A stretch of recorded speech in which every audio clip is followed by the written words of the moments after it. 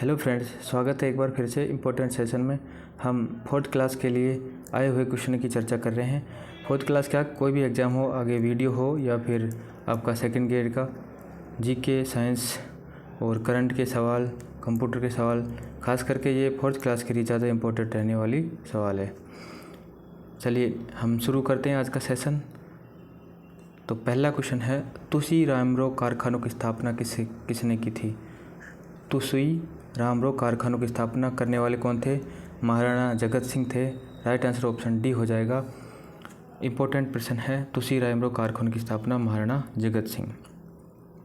Next प्रश्न की बात करें तो राजस्थान के लोकायुक्त के कार्यक्षेत्र के बारे में निम्नलिखित में से कौन सा कथन सही नहीं है? तो कौन सा जो है लोकायुक्त के कार्यक्षेत्र में नहीं आता, ये बात पूछ रखी है। ऑप्शन ए में है, मुख्य चुनाव आयुक्त राजस्थान के विरुद्ध कोई भी शिकायत स्वीकार नहीं की जाएगी। ये बात सही है। लोकायुक्त के कार्यक्षेत्र में नहीं आता कि मुख्य चुनाव आयुक्त के विरुद्ध कोई शिकायत स्वीकार करे। ऑप्शन बी दे रखा है, केवल 7 वर्ष पुराने मामलों के लिए ही शिकायतें प्रस्तुत या स्वीकार की जा सकती है। ये बात गलत है। राजस्थान लोक सेवा आयोग के सदस्य के विरुद्ध कोई शिकायत स्वीकार नहीं की जाएगी, ये तो सही है। और सेवानिवृत्त लोक सेवक के विरुद्ध कोई शिकायत स्वीकार नहीं की जाएगी। ये पूछ रहे कौन सा कथन सही नहीं है, तो कथन बी जो है वो सही नहीं है। 7 वर्ष पुराने नहीं, 5 वर्ष पुराने मामले तो देख सकता है ये। चलिए नेक्स्ट क्वेश्चन है हमारा, आमेर किले का निर्माण किस से हुआ है? तो आमेर किले का निर्माण जो है लाल बलुआ पत्थर और सफ़ेद संगमरमर से हुआ है। तो राइट आंसर ऑप्शन ए हो जाएगा, आमेर किले का निर्माण। मैं डिटेल्स आपको इसलिए नहीं बता रहा हूँ क्योंकि कम समय में ज़्यादा से ज़्यादा क्वेश्चन करें, क्योंकि क्वेश्चन जो है रिपीट होते हैं हूबहू। चलिए नेक्स्ट प्रश्न देखते हैं। 12वीं शताब्दी के अंतिम काल में निम्नलिखित में से कौन मात्र 11 वर्ष की आयु में राजा बना जिसकी मां अपने नाबालिग पुत्र की संरक्षक बन गई? तो कौन से शासक थे राजस्थान के जो 11 वर्ष की आयु में ही राजा बन गए थे? तो वो पृथ्वीराज चौहान थे और उनकी माँ जो उनकी संरक्षक थी। तो राइट आंसर ऑप्शन हमारा बी हो जाएगा। नेक्स्ट प्रश्न देखते हैं। 25 नवंबर 2024 को राजस्थान विधानसभा का अध्यक्ष कौन है? तो राजस्थान विधानसभा के अध्यक्ष जो हैं वर्तमान में भी वासुदेव देवनानी ही है। नेक्स्ट प्रश्न देखते हैं। हुणगोरी, किनपिंवरी, जोग संजोग, चंदा सेठानी उपन्यासों के लेखक कौन है? तो ये जो सारी रचनाएं हैं तीनों की तीनों, हुणगोरी, किनपिंवरी, जोग संजोग, चंदा सेठानी, ये यादवेंद्र शर्मा की रचनाएं हैं। राइट आंसर ऑप्शन ए हो जाएगा। नेक्स्ट प्रश्न है, राजस्थान के निम्नलिखित में से किस क्षेत्र में इंद्रधनुषी रंग का संगमरमर पाया जाता है? आजकल ये बहुत पूछ रहा है, पिछले पेपर में पूछा था। पिछले पेपर में पीला संगमरमर पूछ रखा था। मैंने बताया आपको कि पीला जो कहाँ मिलता है, जैसलमेर में। उसके साथ साथ मैंने आपको कल बताया कि जो काला जो संगमरमर होता है काला, वो कहाँ मिलता है? वो भैंसलाना जयपुर में, भैंसलाना जयपुर में, पीला जैसलमेर में, काला भैंसलाना में, हरा जो है उदयपुर में मिलता है, उदयपुर में हरा। और ये इंद्रधनुषी रंग का पाली ज़िले में मिलता है, इसलिए राइट आंसर अपना ए हो जाएगा। नेक्स्ट है, कौन सा साहित्य तुकांत गद्य काव्य रूप में लिखा गया है? तो इनमें से कौन सा जो साहित्य है वो गद्य काव्य रूप में लिखा गया है? द्वैत, वात, जमाल, वचनिका। तो वचनिका जो होती है वो तुकांत गद्य काव्य रूप में लिखा गया है। फोर्थ ग्रेड में यहाँ से एक प्रश्न जरूर आएगा। ये टॉपिक दे रखा है आपके 10th क्लास की बुक में, और जो एनिमल अटेंडेंट का पेपर हुआ था उसमें भी हर एक शिफ्ट में 1 से 2 प्रश्न ये द्वैत, वचनिका, वात, इन सभी से पूछ रखे थे। तो अगर आपने नहीं देखा टॉपिक तो ज़रूर देख के जाना। इसका राइट आंसर अपना ऑप्शन डी होगा, वचनिका। नेक्स्ट प्रश्न की बात करें, राजस्थान की खनन एजेंसी है, तो जो खनन एजेंसी है राजस्थान की वो कहाँ पे है, या फिर उसका नाम पूछ रहा है यहाँ पे। तो राजस्थान राज्य खान एवं खनिज लिमिटेड जो है राजस्थान की खनन एजेंसी है, और ये कहाँ पे है? उदयपुर में। राइट आंसर ऑप्शन सी हो जाएगा। और बजट में घोषणा हुई थी कि राजस्थान में मिनरल्स एंड माइंस जो विभाग है उसकी स्थापना कहाँ होगी? तो वो उदयपुर में ही होगी। ठीक है। नेक्स्ट प्रश्न है हमारा, जयपुर के हवा महल का निर्माण किसने करवाया था? जयपुर के हवा महल का निर्माण करने वाले शासक कौन थे? जयपुर के हवा महल का निर्माण किसने करवाया था? ऑप्शन हमारा बी सही होगा, राजा सवाई प्रताप सिंह ने।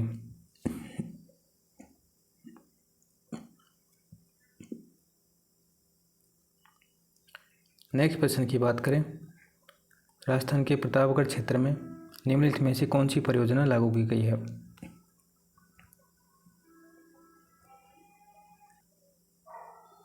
तो कौन सी परियोजना लागू है कहाँ पे? प्रतापगढ़ में। बीसलपुर परियोजना, जवाई परियोजना। तो जाखम जो परियोजना है वो राजस्थान के प्रतापगढ़ क्षेत्र में है, जाखम नदी के ऊपर है। ठीक है, बीसलपुर परियोजना ये टोंक जिले में है, बनास नदी के ऊपर। तो हमारा राइट आंसर ऑप्शन सी हो जाएगा। जवाई परियोजना जवाई नदी के ऊपर है, उदयपुर में। ठीक है, नेक्स्ट प्रश्न है हमारा, राजस्थान विधानसभा में किसकी अनुमति के बिना धन विधेयक नहीं लाया जा सकता? तो आप सभी जानते हैं कि राजस्थान जो की विधानसभा में अगर क्या धन विधेयक लाना है तो उसके लिए राज्यपाल की अनुमति होना आवश्यक है। नेक्स्ट प्रश्न है, कुंभलगढ़ किले का मुख्य वास्तुकार कौन था? तो कुंभलगढ़ का मुख्य वास्तुकार कौन था? मंडन था। आप सभी जानते हैं, काफ़ी बार रिपीटेड हुआ है यह प्रश्न, तो इसमें कोई दिक्कत नहीं आनी चाहिए। मंडन इसका मुख्य वास्तुकार था कुंभलगढ़ किले का। नेक्स्ट बात करें, नेबुलर परिकल्पना किसके द्वारा दी गई थी? तो एक कांट और लाप्लास ने दी थी, ये तो आपके काम का नहीं है। नेक्स्ट प्रश्न देखते हैं अपने, ये तो आपके सिलेबस का ही है, साइंस में पूछ सकता है। एक्यूआई की कौन सी जो श्रेणी है वो गंभीर श्रेणी में आती है? तो 401 से और 500 तक की जो है वो गंभीर श्रेणी में मानी जाती है एक्यूआई, एयर क्वालिटी इंडेक्स की। राजस्थान में प्रचुर मात्रा में पाया जाने वाला खनिज कौन सा है? तो कोयला या फिर फॉस्फेट, सोना, बॉक्साइट। तो इनमें से सारे में फॉस्फेट जो है वो प्रचुर मात्रा में पाया जाता है। कोयला भी पाया जाता है लेकिन कोयले की तुलना में फॉस्फेट ज़्यादा पाया जाता है। नेक्स्ट प्रश्न है हमारा, खनिज संसाधनों के संरक्षण के लिए कौन सा कदम नहीं है? तो जो खनिज संसाधन होते हैं हमारे, उनके संरक्षण के लिए कौन सा एक जो कदम है वो सही नहीं है? लंबे समय तक चलने वाला अंतिम उत्पाद बनाना, नए भंडार की खोज करना, सस्ते विकल्पों का उपयोग, खनिज उत्पाद सस्ते होने चाहिए, ये उनका सही कदम नहीं है, इसलिए ये राइट आंसर हो जाएगा। नेक्स्ट प्रश्न देखें,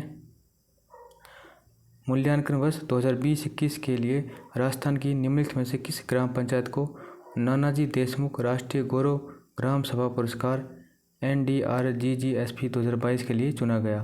तो इसमें बस्थुनी ब्लॉक किशनगंज जिला 12 की जो है ग्राम पंचायत, उसको नानाजी देशमुख राष्ट्रीय गौरव सभा पुरस्कार दिया गया था। बस्थुनी ग्राम पंचायत है, ब्लॉक किशनगंज, जिला 12। नेक्स्ट प्रश्न देखें हमारा, 30 अप्रैल 1977 को राष्ट्रपति शासन लागू होने से पहले राजस्थान के मुख्यमंत्री निम्नलिखित में से कौन से? तो राजस्थान में अभी तक 4 बार जो है राष्ट्रपति शासन लगा है, तो उसमें जो 30 अप्रैल 1977 को लगा था उस समय मुख्यमंत्री कौन थे? श्री हरिदेव जोशी थे, इसलिए राइट आंसर अपना ऑप्शन सी हो जाएगा। नेक्स्ट प्रश्न देखें, आबू के परमार वंश का संस्थापक कौन था? ये रिपीटेड है, हाल ही में पटवार एग्जाम में पूछा गया था, फर्स्ट शिफ्ट में, पटवार एग्जाम की फर्स्ट शिफ्ट में। तो आबू के परमार वंश का संस्थापक धूमराज था, इसलिए राइट आंसर ऑप्शन बी हो जाएगा। राजस्थान में निम्नलिखित में से कौन सी नदी विराटनगर से निकलती है? तो बाणगंगा, माही तो मध्य प्रदेश आती है, फिर बांसवाड़ा डूंगरपुर बहती वापस चली जाती है, लूणी अजमेर से निकलती है, और बनास जो है खमनोर की पहाड़ी राजसमंद से। बाकी राइट आंसर ऑप्शन ए होगा, ये विराटनगर से निकलती है बाणगंगा नदी।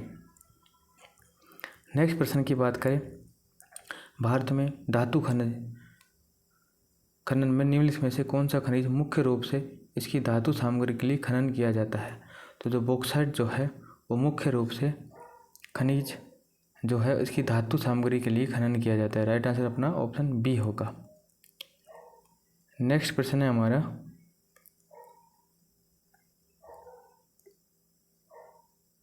दुनिया भर के जो वर्षा वनों में कौन सा नहीं पाया जाता? तो सोना पाया जाता है, तांबा भी, हीरा भी, फिनोल नहीं पाया जाता।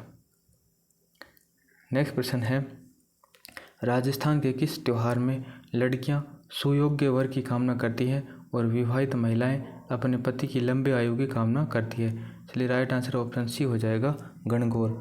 गणगौर जो है उस अवसर पर राजस्थान में जो लड़कियां होती है वह सुयोग्य वर की कामना करती है और विवाहित महिलाएं अपने पति की लंबी आयु की भी कामना करती हैं। नेक्स्ट प्रश्न है जवाहर सागर बांध राजस्थान के किस गांव में स्थित है? तो बोरावास, बोरखाड़ा, भानपुरा और आनंदपुरी। तो जवाहर सागर बांध राजस्थान के कोटा जिले के बोरावास गांव में स्थित है जवाहर सागर बांध। ठीक है, राइट आंसर ऑप्शन ए हो जाएगा। निम्नलिखित में से कौन सा राष्ट्रीय उद्यान राजस्थान राज्य में स्थित है? तो जिम कॉर्बेट भी राजस्थान में नहीं है, केवलादेव राजस्थान में है, बांदीपुर भी राजस्थान में नहीं है और सुंदरवन भी राजस्थान में नहीं है। राइट आंसर ऑप्शन बी हो जाएगा। नेक्स्ट है निम्नलिखित में से किस तिथि को राजस्थान के एकीकरण की प्रक्रिया मत्स्य संघ का विलय वृहद राजस्थान में हुआ? तो 15 मई 1949 को जो मत्स्य संघ का विलय है, जो राजस्थान का एकीकरण हुआ था, उस समय इसका वृहद राजस्थान में विलय हुआ था 15 मई 1949 को। नेक्स्ट प्रश्न देखें, हम जी के क्वेश्चनों की ही बात कर रहे हैं। 56 का मैदान राजस्थान के निम्नलिखित में से किस भौतिक क्षेत्र का हिस्सा है?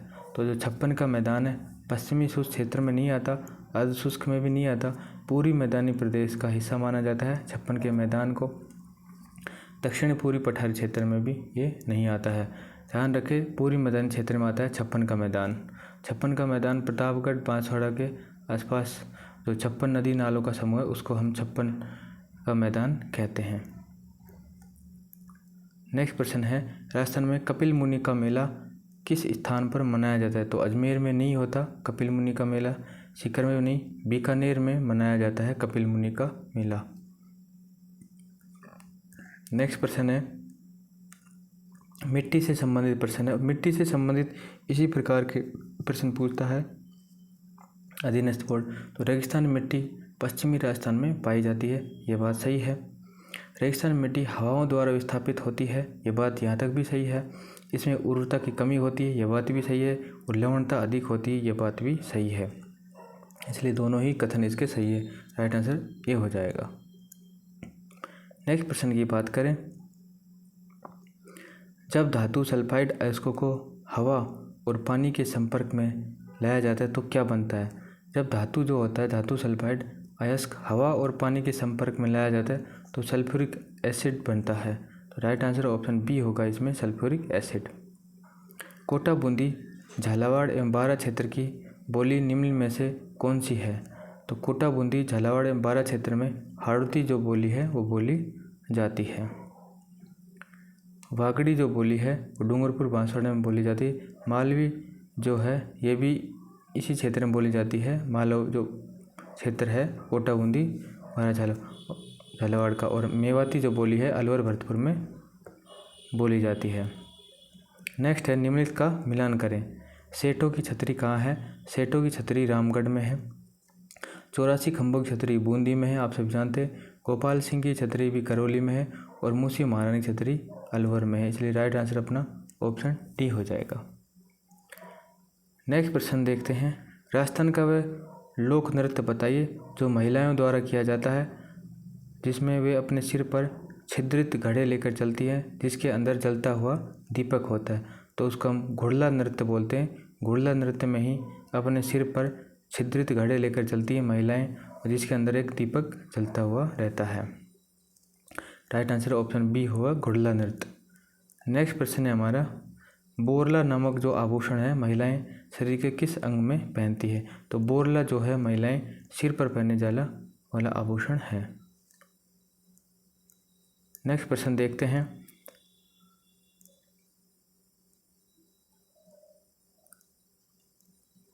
अलवर क्षेत्र राजस्थान के निम्नलिखित में से किस कृषि जलवायु क्षेत्र का हिस्सा है?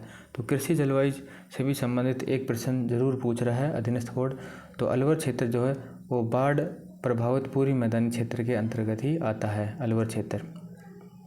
निम्नलिखित में से कौन सा क्षेत्र राजस्थान में अंतर्देशीय जल निकासी क्षेत्र के मैदानी के रूप में भी जाना जाता है? तो अंतर्देशीय अंत्य प्रवाह क्षेत्र की बात कर रहे हैं तो हम उसको शेखावटी बोलते हैं, क्योंकि चूरू, झुंझुनू, सीकर और कुछ भाग नागौर का भी आता है, वो है अंतर्देशीय जल निकासी क्षेत्र बोलते हैं हम। तो यहाँ पे कृषि जलवायु संबंधित 2 प्रश्न पूछ लिए, देखो दोनों ही इम्पोर्टेंट प्रश्न हैं। तो कृषि जलवायु प्रदेश आप एक बार जरूर देखे जाएं। तो ये थे आपके इम्पोर्टेंट आज के सवाल 50। कैसा लगा ये प्रयास कमेंट्स करके ज़रूर बताना। धन्यवाद।